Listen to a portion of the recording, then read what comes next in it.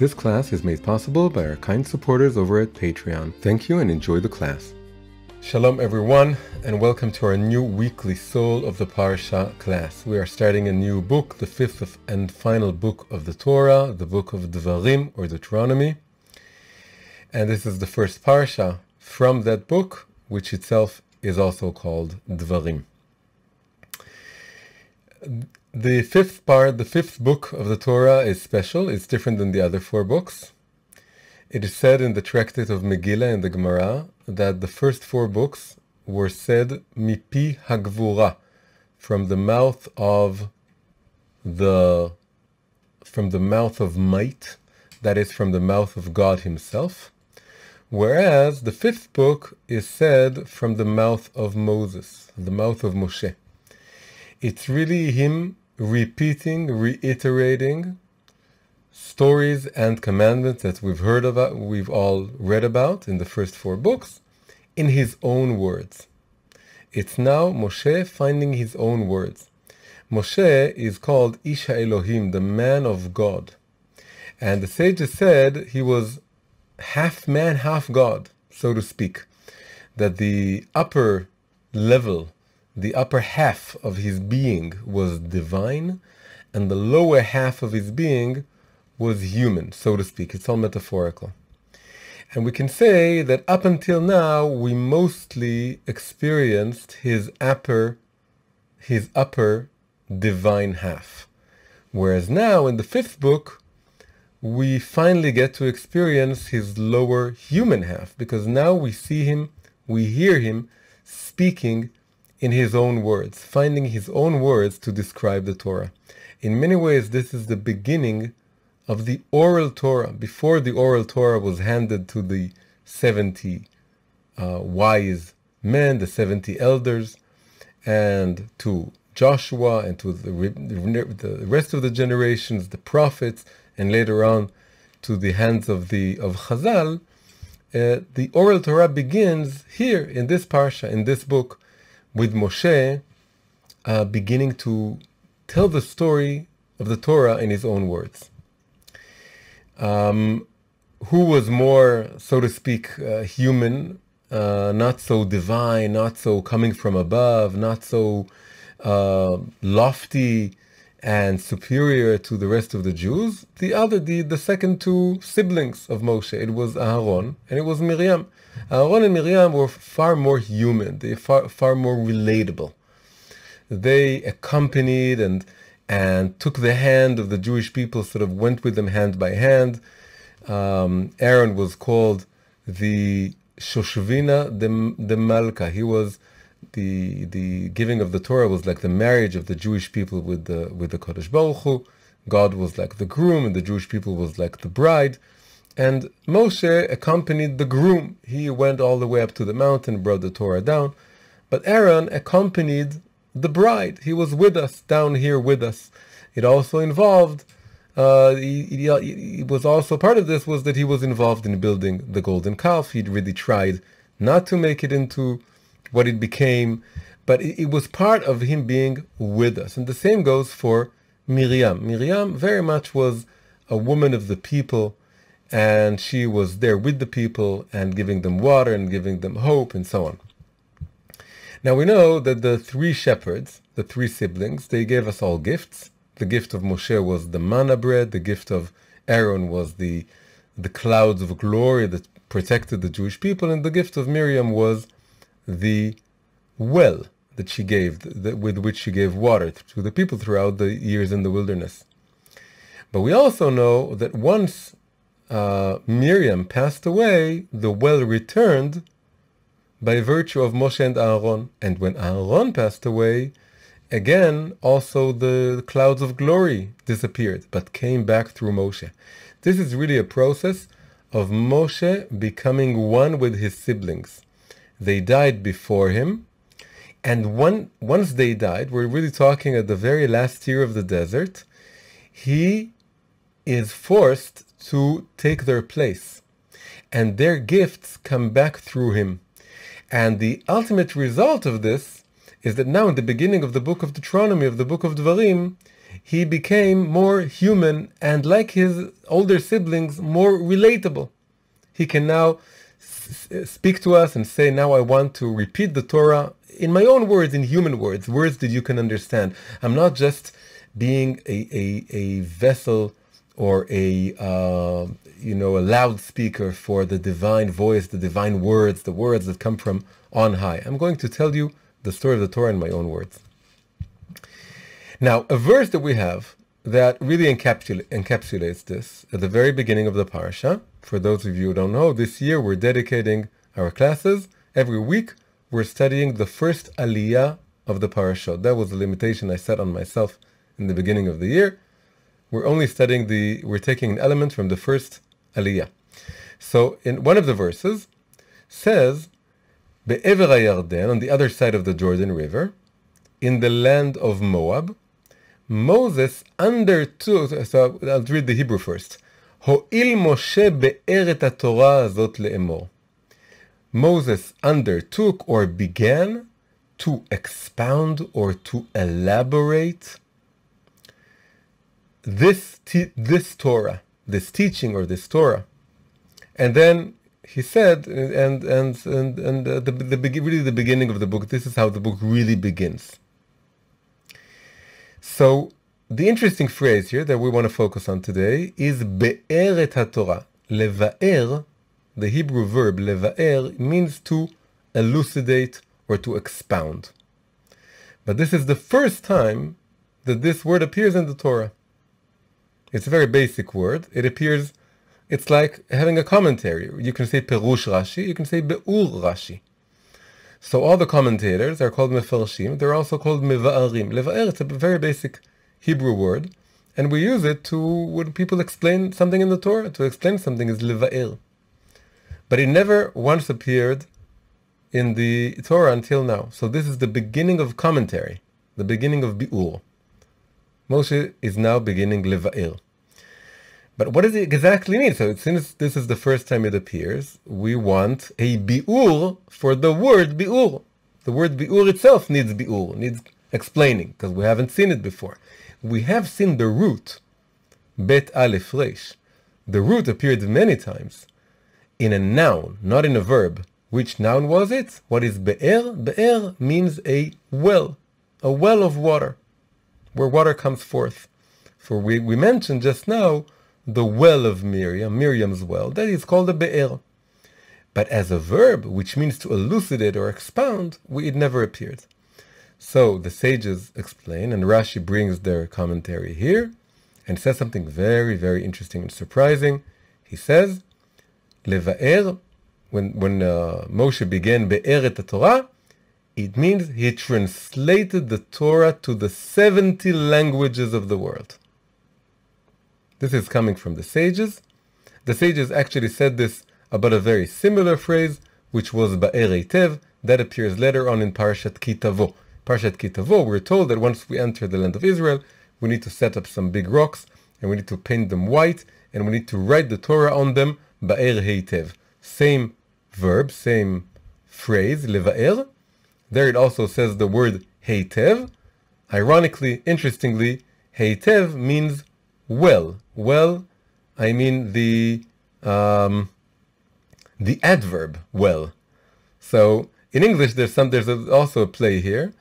The noun well is be'er, and the verb, the adverb well means to do something in a good way. And in Hebrew, heitev is the adverb well, and it goes with be'er in Parshat Ki Tavo. Be'er heitev. Anyway, here we have ba'er et Torah, there we have ba'er heitev, and the sages say we need to translate the Torah to the 70 languages. We need to do this once we go into the land of Israel. And since Rashi is putting it here, we also know that this was begun by Moses himself. He translated the Torah to 70 languages. Now, this is very, very interesting in many, many different ways. We didn't know that Moshe knew all 70 languages. We don't know why the Jewish people need the Torah translated into 70 languages. Why does this have to do with the beginning of the book of Deuteronomy, with Moshe now explaining the Torah? It's a very strange thing to say. that he translated the Torah into 70 languages. So it seems to go together with the idea that since Devarim, the book of Deuteronomy, by the way, the word Devarim just means words or speech in the plural. So it's all about speech. It's about Moses' speech. So obviously there is a connection between the idea of explaining the Torah in your own words and the concept of translation. Even if you're using the same language and you're explaining something to someone, it's really a kind of translation. You're taking a concept that was written in so many words and you're explaining it with some new words of your own. That is a kind of translation. So even if he just expounded upon the Torah in Hebrew, in the Holy Tongue, it was a form of translation. When you put it in your own words, you're adding new words to the mix, and they're yours. And so this is the first sort of connection that we see, but it doesn't fully answer the idea of the of translating it into the whole 70 languages. So let's start with one nice little thing. We said that there is a linguistic connection between the verb to elucidate or translate, leva'er, and the well of water of Miriam. What do we know about Miriam's well of water? We know that it was situated in the middle of the camp, next to the tabernacle. And then we know that the 12 chiefs of the tribes would come to it and would use their staff. They would sing to it and it would rise up. And then they would take their staffs and they would dig a channel that would connect the well to their own camps, to the 12 camps. And then what you had was 12 streams of water going in lines that would start at the center and would go all the way to all the camps. In a way, this is a kind of translation also. Why? It was a means of transportation, because we know that the women would use boats to travel along these streams from one tribe to the other. And in a way, we can see it metaphorically as a kind of network of communication, not just transportation, because the 12 tribes had their own subcultures. They had their own flags and their own symbols and their own version of prayers. And it was, so to speak, different cultural codes or languages. And so the well used created a network of transportation, which was also a network of communication, unifying the 12 tribes and reminding them that they're all part of one people. In a way, what Moshe is doing now is taking the same concept, the same idea, and expanding it from the 12 tribes within the Jewish people to the 70 nations of the world. We know that the Jewish people went into Egypt as 70 people and came out as 12 tribes. So the two numbers are very important. And then when they got to a place called Elim in the desert, they found 12 water fountains and 70 palm trees. And one of the explanations is that it was a kind of reminder that they were once 70 people, now they became 12 tribes. So we have something interesting here. They started out as 70 people, they became 12 tribes, but ultimately they want to reach the 70 nations. So we have 70 as a very small number of just 70 people. Then we have 12 tribes, and then we have 70 peoples of the entire world. And so Miriam took the well and used it to create this network of communication between the 12 tribes. Moshe is taking the same concept and is building upon that concept and is taking one step further and beginning to create a network of communication between all the nations. He learned this from Miriam. This is the connection between be'er, well, and be'er, to elucidate. Right? It's very symbolic and abstract, but we can totally see the connection. The connection is we want to create bridges of communication between different groups that maybe are becoming too alienated from one another.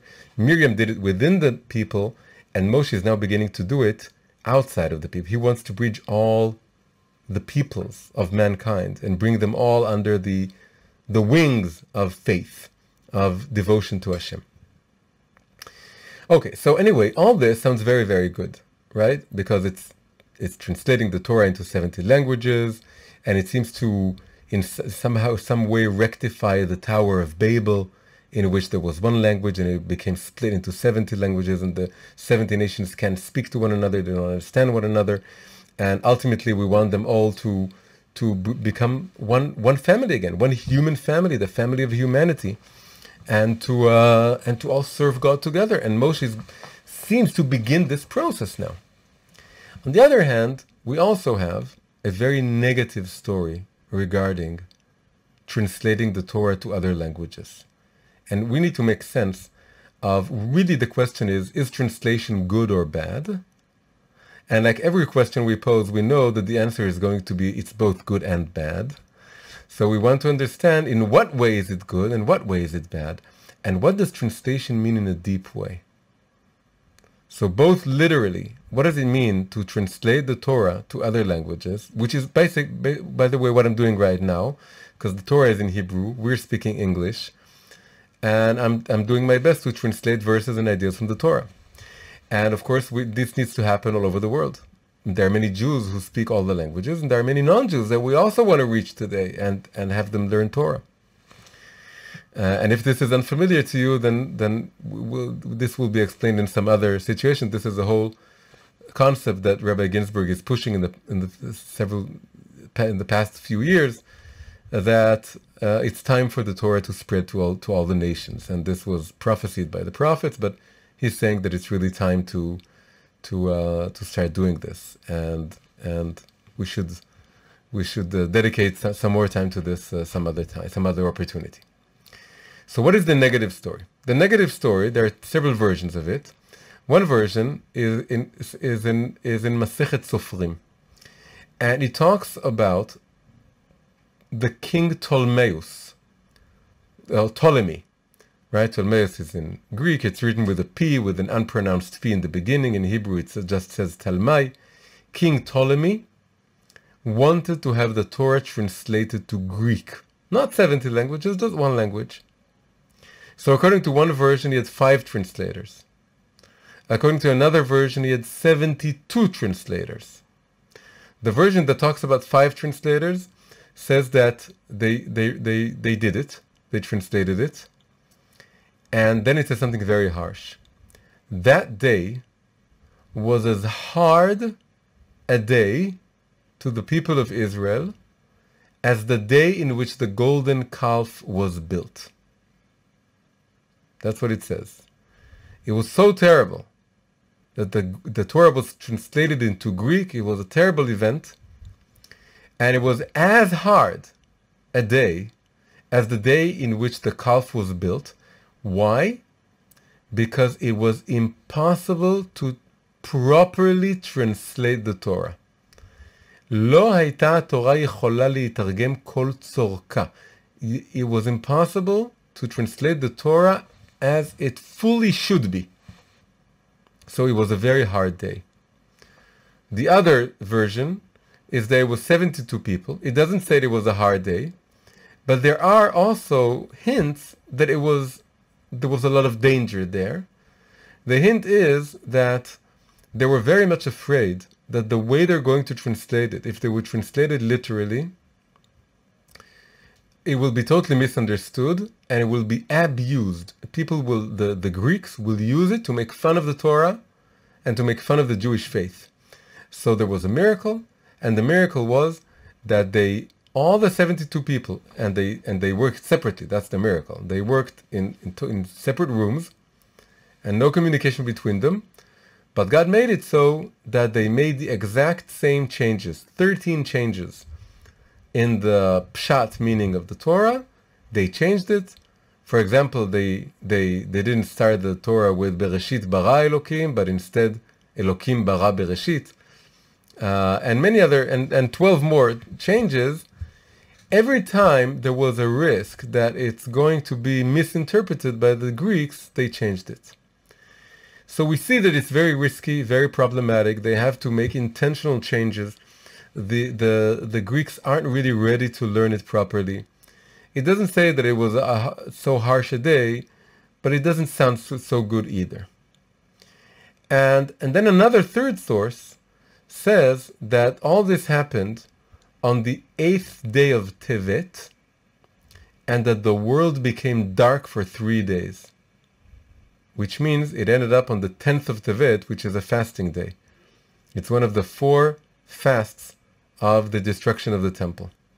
So we have 3 things. We have that it was translated, and the day was as harsh as the building of the golden calf. And then we also have another source saying that it happened on the 8th day of Tevet, and the world became dark for 3 days until the 10th of Tevet. So now we see that for some strange reason, the translation of the Torah is very much connected to the destruction of the temple, to 2 out of the 4 fasts of the destruction of the temple. In fact, it's the 2 fasts that commemorate events preceding the destruction of the temple. Right? What are the 4 fasts of the destruction of the temple? The first one is the 10th day of Tevet, which is the siege, the beginning of the siege over Jerusalem. Second one is the 17th day of Tammuz, which originally was the day of the building of the calf, but it was also the day in which the walls of Jerusalem were broken and the enemy invaded. And then we have the 9th day of Av, which is the main fasting day, which is the destruction of the temple itself. And we also have Tzom Gedalia, which is how the remainder of the Jewish society in Israel was also collapsed. So the first 2 fasts have to do with Asara B'Tevet, 10th day of Tevet, and 17th day of Tammuz, and they're both connected to the translation of the Torah into Greek. One, because it happened just 2 days before, and the world became dark up until the day of 10th of Tevet. And the other connection is that it didn't happen on Tammuz, but it was connected to the first main negative event that the 17th day of Tammuz talks about, which is the building of the golden calf. All this has to do with the translation of the Torah into Greek, and that's just one language. So this is a big, big question. What does it mean that translating the Torah into Greek was such a negative event, and the Torah couldn't be translated properly, and the world became dark, and it was as hard as the building of the calf and all this. And on the other hand, we know that the Torah was translated to Greek and all other languages long, long before this by no other than Moshe himself. So again, is translation a good thing or a bad thing? So let's start with the connection to the golden calf. What was the golden calf? The golden calf, it's well known, it wasn't a sin against God.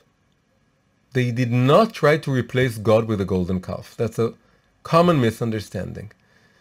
The reason that the Jewish people built the golden calf was that they needed an intermediate level between themselves and God. Moshe has been gone for 40 days, and they felt that they still believed in God, and they still believed that God was their savior. But they felt that without Moshe, they need to replace Moshe with something else. And so they built the golden calf. This is very strongly connected to translations. Translation is something intermediate between the person and the text. The text is sometimes very, very hard to understand. It's hard to understand if you're a non-Hebrew speaker, obviously, because you just don't understand the words or too many of the words. And interestingly, it's also very hard to understand for a Hebrew speaker, because the Torah is so high and dense and complex and multi-layered and multifaceted. And also modern Hebrew, not just modern Hebrew, even the Hebrew from the time of the Mishnah is not identical to the Hebrew of biblical times. And so that we always need translators. If a translation goes well, it becomes a good intermediate, a connecting intermediate. This is like Moshe being a connecting intermediate between the people and God. But if the translation is not well, if it's not well translated, it becomes like a golden calf. It becomes a separating intermediate instead of a connecting intermediate. An intermediate can work both ways. It can connect you, it can detach you. It can make you think you understood, but whereas you didn't understand. So this is connected to something very deep about translations generally.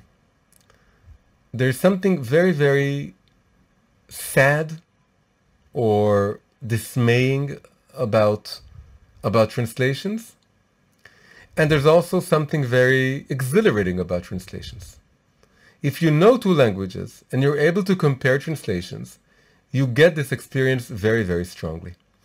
On the one hand, you know a text very well, a poem, a story, a verse from the Bible, and you know it by heart, and you're very much connected to it, and you enjoy the way it's said. It's not just the content; it's also the form, it's the rhythm. Maybe there's some wordplay going on there, and you love it very much. Then you read a translation. The first experience you get when you read a translation of a text you love is no. This totally isn't it. This is like taking a shower with a raincoat. This is like seeing the world through some heavily tinted sunglasses. This is just not it. And we know there's a phrase, it's called lost in translation. So much is lost in translation. And you read a translation, you say, oh no, dear God, is that what they have to do with the people speaking the other language? There was a famous author a Russian author called Vladimir Nabokov. And he first wrote in Russian, but then he had to flee the communist regime. And he went to America. And he started writing in English. And of course his English was far better than almost all American authors, because he was such a genius. And his English was far better than native English speakers. And his English was just incredible and beautiful, full of wordplay. But he kept saying, if you think my English is good, you should know my Russian. You have no idea how my Russian is. My English is just such a poor language. If you could only read my Russian books, you would understand what good writing is. And so this frustration is very basic to translation. But there is another side to all of this. The other side is that when you read a translation for something, and especially if you read several translations. So again, if you have the benefit of knowing two languages, and you know a text in one language, and you're able to see a few translations to that one text, and you compare them, something incredible happens. You get a new appreciation for the complexity and the multifacetedness of the original text. And you get this by virtue, thanks to the many translations or the several translations. There's something about, although each one is like a very pale copy of the original, with much lost in each translation, when you put them all together, it's somehow amazing. It's amazing that the original text inspired several translators, and they did a totally different job. You know what?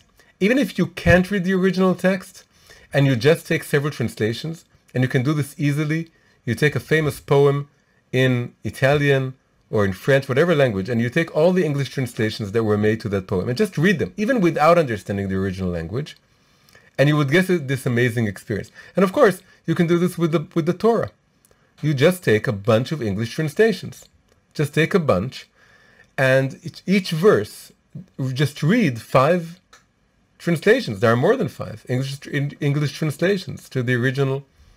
Something incredible happens. You get a very clear and beautiful demonstration of just how rich and dense and multi-layered is the original text.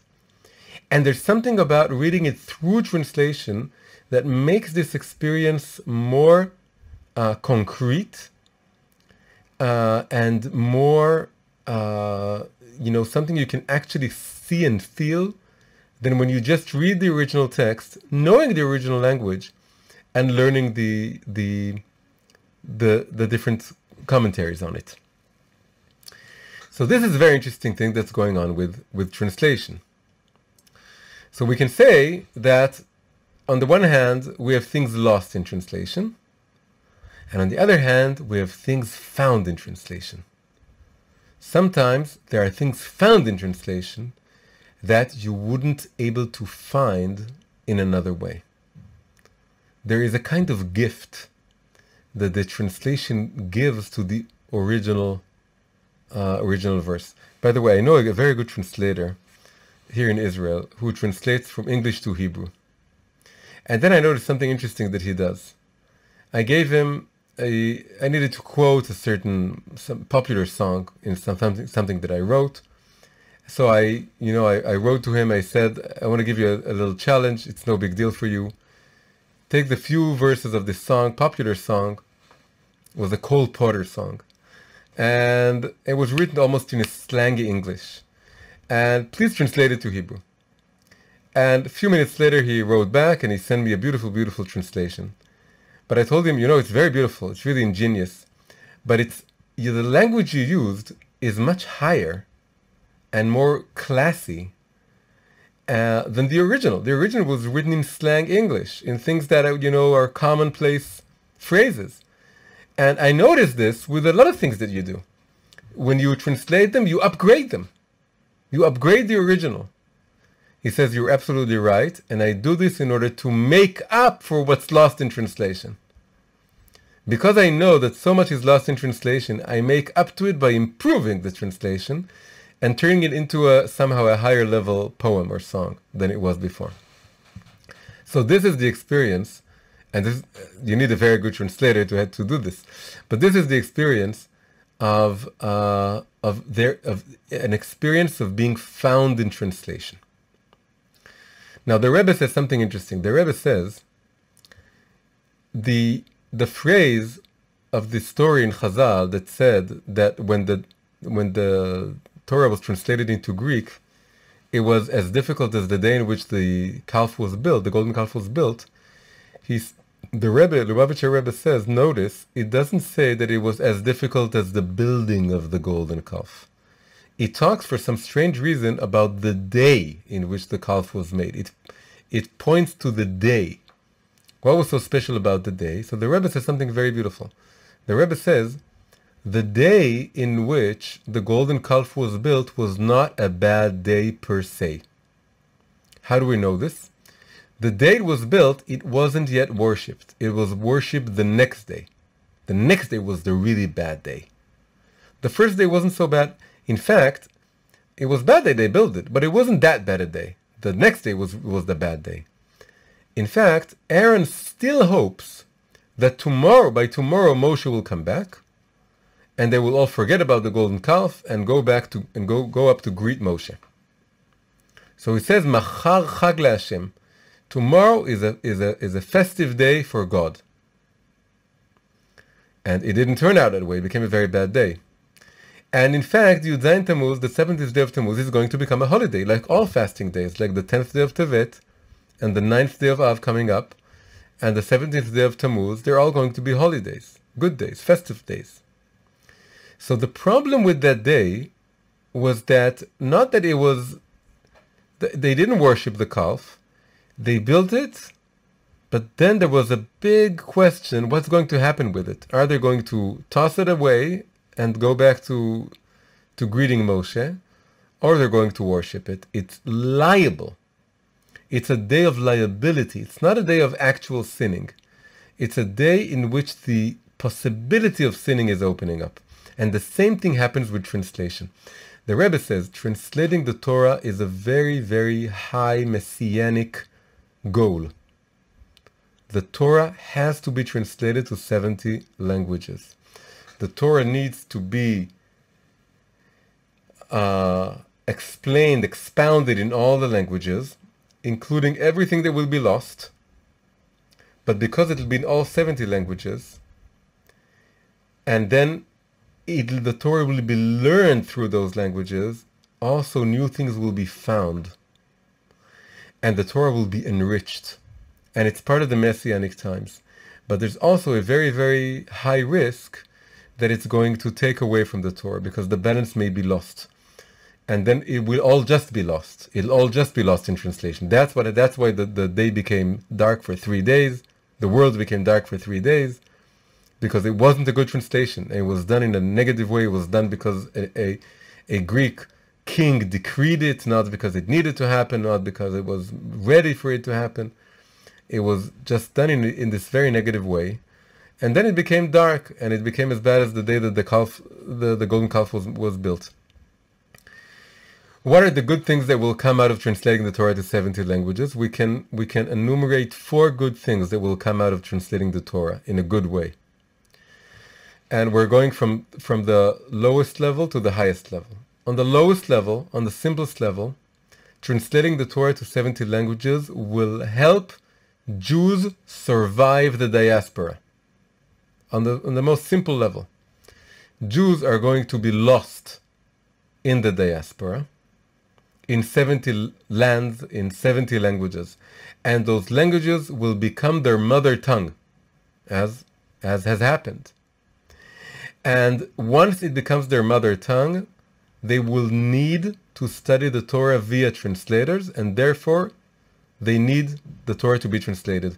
And Moshe foresaw this, and he had the Torah translated to 70 languages in order to prepare for the coming diaspora in the future. By showing us it's okay to translate, and I started doing it myself, and you may be taken aback by this, future Jewish generations. You may be taken aback because you will say, but it's impossible to translate the Torah. It's an infinite text. It is infinite meanings. If you translate it into a language, you narrow down the meanings. And you see this in every translation. Every verse in the Hebrew, original Hebrew, has so many different meanings. You translate it, you lose 69 out of the 70 meanings, out of the 70 facets. But don't worry, you still need to do it, because otherwise they're not going to survive the diaspora. So it has to happen, and I'm starting. That's the first good thing, good reason, good thing to come out of translating the Torah. Second level, deeper level, it will bring the Torah to all the nations. That's a very messianic ideal. It'll bring the Torah to all the nations. Because in the future, all the nations will come to the Jewish people and say, please teach us Torah. We have realized that the religions we've inherited from our fathers are false, either completely false or partially false. And we want you to teach us Torah, so then we're going to need the 70 translations. On an even deeper level, the translations will work to spiritually refine the 70 languages. Here we're going even to a higher level. It's not just that it will help connect the Jews to the Torah and connect non-Jews to the Torah. Somehow on the level of the languages themselves, there's something impure about them. The way they were used, the way they were,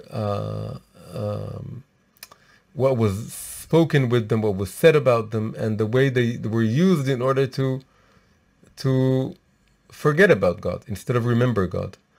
And once those languages will be used in order to remember God rather than forget about Him, or to truly acknowledge Him in a good way, because it'd be studying Torah, it will be a refinement of the languages. And the final and fifth, and then fourth, the final and fourth level, the final and fourth good thing to come out of the translating of the Torah, is that it will help reveal the 70 hidden aspects of the Torah. This is what I said before about things found in translation. Every translation, you lose 69 of the facets of the Torah. But the one facet that you do translate, you learn something new about it. You discover something new about it. It's a little bit like what literary scholars call estrangement.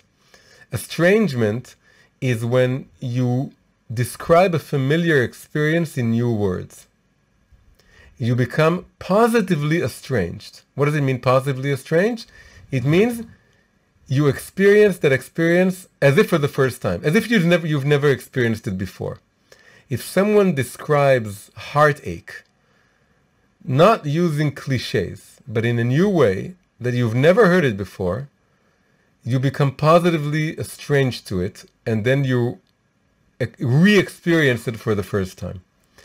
There's something about each translation that exposes a facet of the Torah. And it's kind of like, a translation is like a mirror. And when you spread light and then it touches the mirror and goes back to you, it can go even higher, or to a level that's higher than the level. The simplest picture is when I take a basketball and I throw it down on the floor. It goes up, and it passes my own hand or even my own body. So I started on one level, and I bounce, and it bounces back, and it goes even higher. And the same goes if I point to a flashlight, to a mirror, it goes back, and it illuminates what's behind me, not just me. It illuminates also what's behind me. I discover something new because of the reflection. It teaches me, it goes back to the Torah, and it illuminates a deep part of the Torah that was hidden before. The 70 facets of the Torah, they're also 70 hidden facets. The word sod in Hebrew, which is the mystical level of the Torah, the hidden level of the Torah, the gematria, the numerical value, is 70. So it's the 70 facets allude to the mystical, hidden level of the Torah, and they're somehow revealed through those translations. And this is a rectification of the Tower of Babel. Why? The Tower of Babel, what did we have there? We had one language for all mankind. What was the term used in Hebrew? It was Safa Echat. Safa Echat. One language. And then it says V'dvarim achadim. Dvarim recalls this parsha, Devarim. But first it says Safa Echat. What is the numerical value of the term Safa Echat? It's 794. Why is this interesting? Because which language was it? We know it was Hebrew. That was the language that God used to create the world.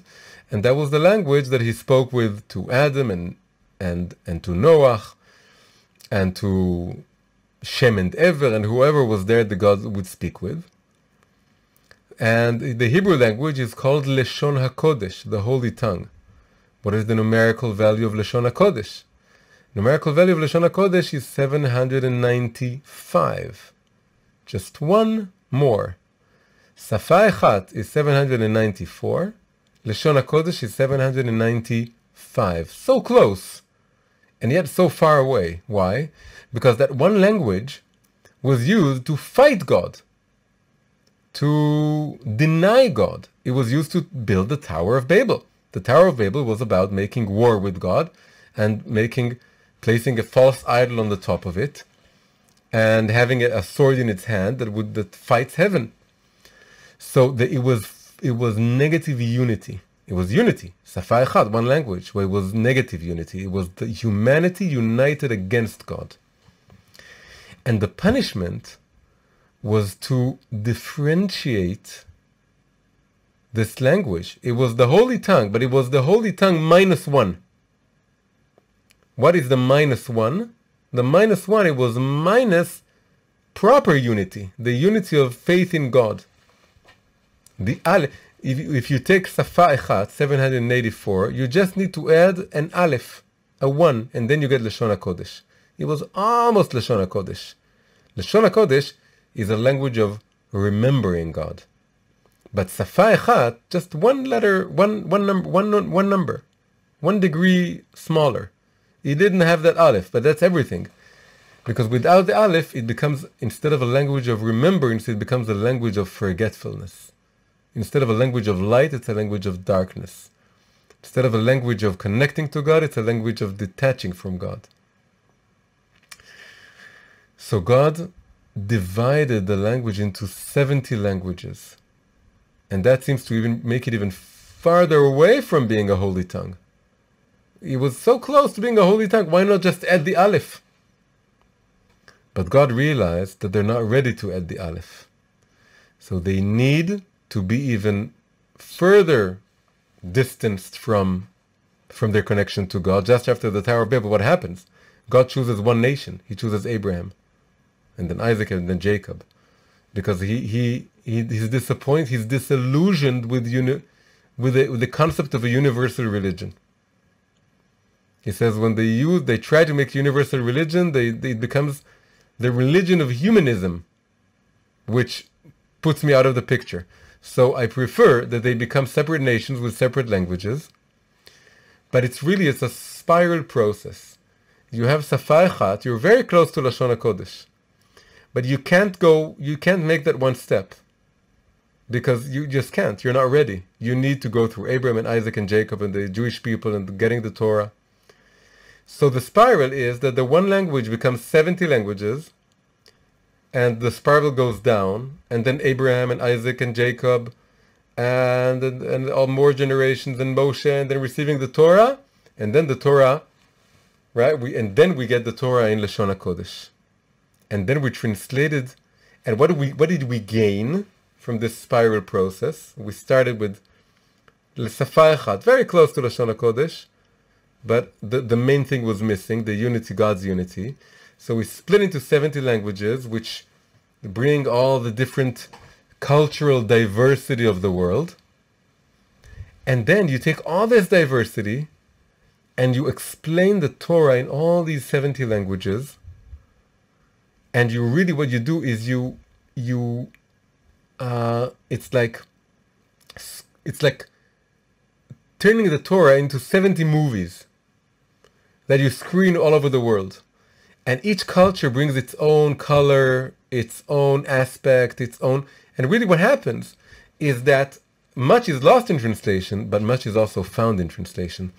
You regain the original unity, you regain the Aleph through the Ain, the 70 languages and cultures. You regain it in a very deep way, because the Aleph is really also God's infinite light. Infinite light means 70 facets, infinite facets. You need the Torah to be translated into. You need to have 70 languages, 70 separate cultures, each one denying God in its own way, but really indirectly also exploring and manifesting a facet of godliness. Because where did they get their cultures from? It all comes from God. And then when the Torah is retranslated using those languages, you regain and you reconstruct the unity of God in a far richer and more positive way.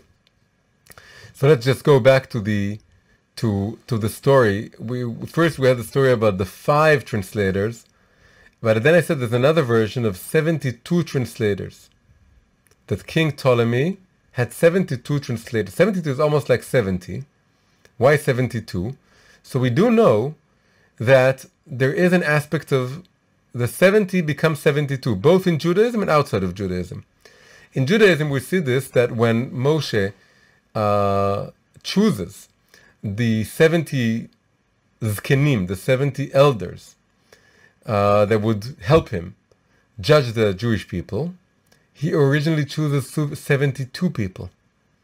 And then there's a kind of lottery held, and 70 out of the 72 are chosen, and 2, they don't get to be part of the 70, but they still become prophets, and we have their names. They're called Eldad and Meidad, and they have special prophecy that's outside of the tabernacle. So there were 70 wise men of the original Sanhedrin, so to speak, the original group of elders that accompanied Moshe. There were actually 2 more. And same goes for the 70 nations. The 70 nations are the 70 descendants of Noach. But later on, 2 are added to them. Who? Yishmael and Esau. Ishmael and Esau bring the number of Gentiles to 72. So what you have here is you have 72 translators just into one language, because you need a lot of translations into one language. So up until now, we said that there was a miracle. The miracle was that they all made the exact same translation. And this was a miracle because it saved, at that point in history, it saved the Torah from being misunderstood by the Greeks. So it was a good thing that they translated it in exactly the same way. But could it also be that the fact that they made the exact same translation was also part of the problem, not just part of the solution? Maybe it was part of the problem and part of the reason why it was such a hard day, like the building of the calf, and why it was the world became dark for 3 days. Maybe the fact that it was identical translations was not just positive, but also negative. And what we learn from this is that maybe in the future, the proper translation would have us make a multitude of different translations to the Torah, which really, very few of us are actual translators. So what do we do with this? What we do with this is that we are originally 70 souls who came down to Egypt. The 70 are us, the Jewish people. And by the way, Ishmael and Esau should be part of us. They became part of the nations. But we really should love them and care about them. They're both descendants of Abraham. So maybe they joined the 70 souls who came down to Egypt and make them become 72. Another explanation would be that it would be just Abraham and Isaac themselves, who spiritually came with the 70 souls to Egypt.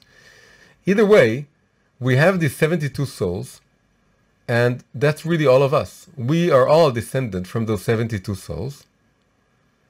Each of us needs to create his or her own translation of the Torah. We should take the example of Moshe in this parsha, when he says, I'm now going to repeat the Torah to you in my own words. Ho'il Moshe be'er et haTorah azot. He began to expound, to elaborate upon the Torah in his own words. Moses' legacy is that all of us should translate the Torah to our own language, be it an actual foreign language, or be it just our own unique way of explaining things. It's the same thing. It's elaborate. It doesn't matter if it's another language, or your own language, or whether your language is Hebrew, or it's not Hebrew. Because the main point here is that when you study something in the Torah, if you study this class, any other class, everything you study, you need to then find a way of translating it, so to speak, of explaining it in your own words. Only then do you understand it.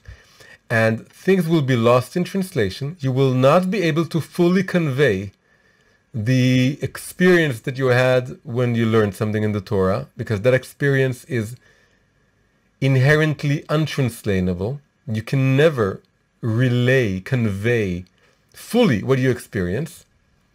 But you will find that as you translate the Torah, i.e., explain it in your own words, things will be found in translation, not just lost in translation. You will gain a new understanding of what it is you learned by virtue of explaining it to someone else and explaining it with your words, with the words that resonate for you, that come out of your own heart, that means something to you. It means giving your own examples.